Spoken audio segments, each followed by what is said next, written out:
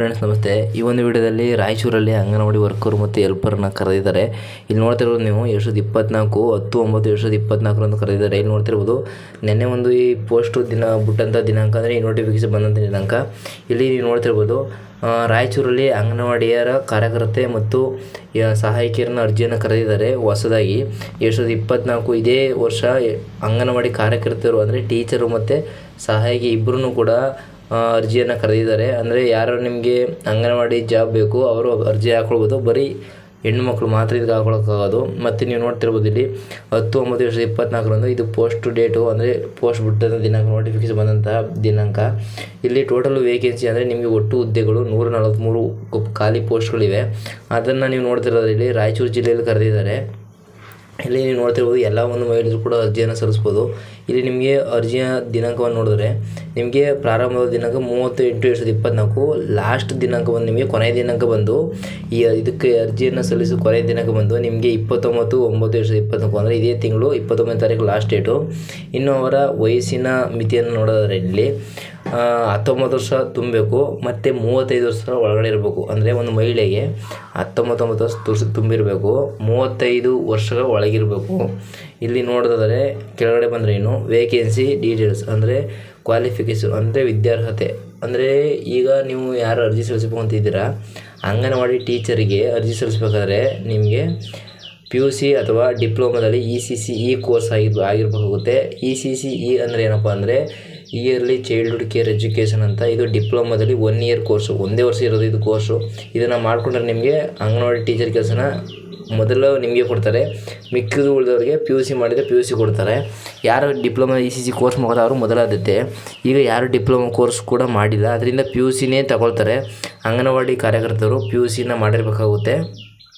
ಸಹಾಯಕರಿಗೆ ನೀವು SSLC marks card ಇದ್ದರೆ ಸಾಕು. ಅಂದರೆ ಹೆಲ್ಪರ್ಗೆ ಸಹಾಯಕಿ ಒಂದು ಹುದ್ದೆಗೆ 10ನೇ ಕ್ಲಾಸ್ ಸಾಕು.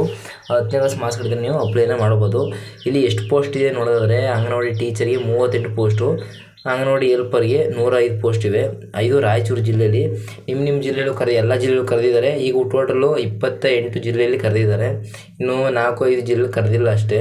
ನೀವು ನೋಡ್ತೀವಿ ಕೆಳಗಡೆಯಲ್ಲಿ ನೀವು ಅಪ್ಲೈ ಮಾಡಬೇಕು ಅಂತಂದರೆ ಇಲ್ಲಿ ಆನ್ಲೈನ್ ಅಪ್ಲೈ ಅಂತ ಇರುತ್ತೆ. ಇಲ್ಲಿ ಅಪ್ಲೈ ಆನ್ಲೈನ್ ಅಂತ ಇದನ್ನು ಕ್ಲಿಕ್ ಮಾಡ್ಕೊಳ್ಳಿ. ಕ್ಲಿಕ್ ಮಾಡಿದ ನಂತರ ಇಲ್ಲಿ ವೆಬ್ಸೈಟ್ ಓಪನ್ ಆಗುತ್ತೆ. ನೀವು ನಿಮ್ಮ ಮೊಬೈಲಲ್ಲೇ ಹಾಕ್ಕೊಳ್ಬೋದು. ಇಲ್ಲಿ ನೀವು ಕೆಳಗಡೆ ಕ್ಲಿಕ್ ಮಾಡಿದ್ರೆ ಇಲ್ಲಿ ಜಿಲ್ಲೆಯನ್ನು ಆಯ್ಕೆ ಮಾಡಿ ಅಂತ ಕೇಳುತ್ತೆ. ಇಲ್ಲಿ ಸೆಲೆಕ್ಟ್ ಮಾಡಿಕೊಂಡು ಇಲ್ಲಿ ನಿಮ್ದು ಯಾವುದು ಈಗ ಕರೆದಿರೋದು ರಾಯಚೂರನ್ನು ಸೆಲೆಕ್ಟ್ ಮಾಡ್ಕೊಳ್ತೇನೆ. ಇಲ್ಲಿ ರಾಯಚೂರನ್ನು ರಾಯಚೂರನ್ನು ಸೆಲೆಕ್ಟ್ ಮಾಡ್ಕೊಳ್ತೇನೆ. ಮತ್ತು ನಿಮ್ಮ ತಾಲೂಕು ಅಥವಾ ನಿಮ್ಮ ಒಂದು ಸರ್ಕಲ್ನ ಸೆಲೆಕ್ಟ್ ಮಾಡ್ಕೋಬೇಕಾಗುತ್ತೆ. ನಾನು ತಾಲೂಕನ್ನು ಸೆಲೆಕ್ಟ್ ಮಾಡ್ಕೊಳ್ತೀನಿ. ಇಲ್ಲಿ ರಾಯಚೂರು ಅಂತ ಹಾಕಿದ್ರೆ ನಿಮ್ಮ ಸಿಂಧೂರು ಆಗಿರೋ ಸಿಂಧೂರು, ನಿಮ್ಗೆ ಯಾವುದನ್ನು ವಹಿಸುತ್ತೆ ಇಲ್ಲಿ ತಾಲೂಕು ಆ ಒಂದು ತಾಲೂಕನ್ನು ಸೆಲೆಕ್ಟ್ ಮಾಡ್ಕೊಳ್ಳಿ. ಇಲ್ಲಿ ನಾನು ರಾಯಚೂರು ಅಂತ ಸೆಲೆಕ್ಟ್ ಮಾಡ್ಕೊಳ್ತೀನಿ.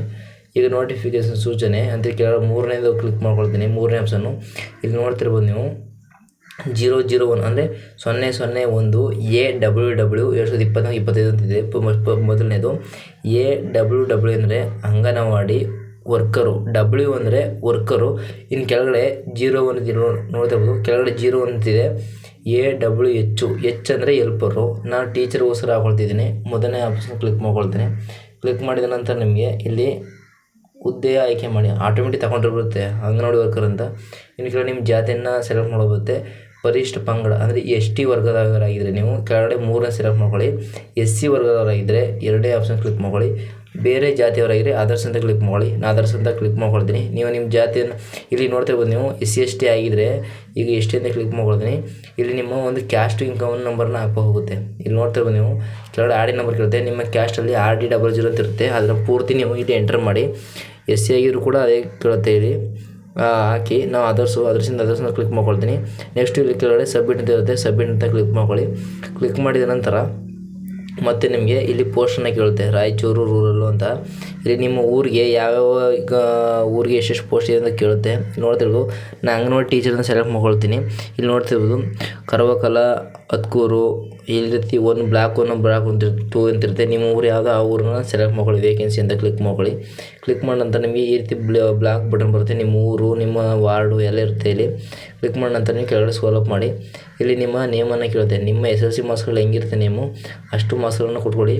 ಈ ಅರ್ಜಿನ ಯಾವ ರೀತಿ ಆನ್ಲೈನ್ ಅರ್ಜಿಯನ್ನು ಹಾಕೋದು ಮಾಡ್ಬೋದು ಅಂತ ಇನ್ನೊಂದು ವೀಡಿಯೋದಲ್ಲಿ ಅಪ್ಲೈ ಮಾಡಿದ್ದೀನಿ. ನನ್ನ ಯೂಟ್ಯೂಬ್ ಚಾನಲನ್ನು ನೋಡಿ ನಿಮ್ಗೆ ಗೊತ್ತಾಗಲಿದ್ರೆ ಅಂದರೆ ನಮ್ಮ ಯೂಟ್ಯೂಬ್ ಚಾನಲನ್ನು ಸ್ಪೀಡ್ ಗುರು ಯೂಟ್ಯೂಬ್ ಚಾನಲನ್ನು ಸಬ್ಸ್ಕ್ರೈಬ್ ಮಾಡ್ಕೊಳ್ಳಿ. ಆನ್ಲೈನ್ ಹೆಂಗೆ ಯಾವ ಥರ ಹಾಕೋದು ಅಂತ ಅಪ್ಲೈ ಮಾಡಿದ್ದೀನಿ. ಇಲ್ಲಿ ನಿಮ್ಗೆ ಮಾಹಿತಿ ಗೊತ್ತಾಗಲಿ ಅನ್ನೋದಕ್ಕೋಸ್ಕರ ಇಲ್ಲಿ ನಿಮಗೆ ಒಂದು ವೀಡಿಯೋನ ಅಪ್ಲೋಡ್ ಮಾಡಿದ್ದೇನೆ. ಇಷ್ಟ ಆದರೆ ಲೈಕ್ ಮಾಡಿ, ಶೇರ್ ಮಾಡಿ, ಸಬ್ಸ್ಕ್ರೈಬ್ ಮಾಡಿ. ಇನ್ನು ನೀವು ಕೆಳಗಡೆ ನೋಡ್ತಿರ್ಬೋದು ಇಲ್ಲಿ ಜನ್ಮ ದಿನಾಂಕ ಮತ್ತು ತಿಂಗಳು, ಇಲ್ಲಿ ನಿಮ್ಮ ಕನ್ನಡ ಮಾಧ್ಯಮ ಗ್ರಾಮೀಣಾಭಿವೃದ್ಧಿ ಇದೆಲ್ಲ ಬರುತ್ತೆ. ಹಿಂದಿನ ವೀಡಿಯೋದಲ್ಲಿ ತೋರಿಸಿದ್ದೀನಿ, ನೀವು ನೋಡಿ ಒಂದು ಅಪ್ಲೈಯನ್ನು ಮಾಡ್ಕೊಳ್ಳಿ. Thank you, bye.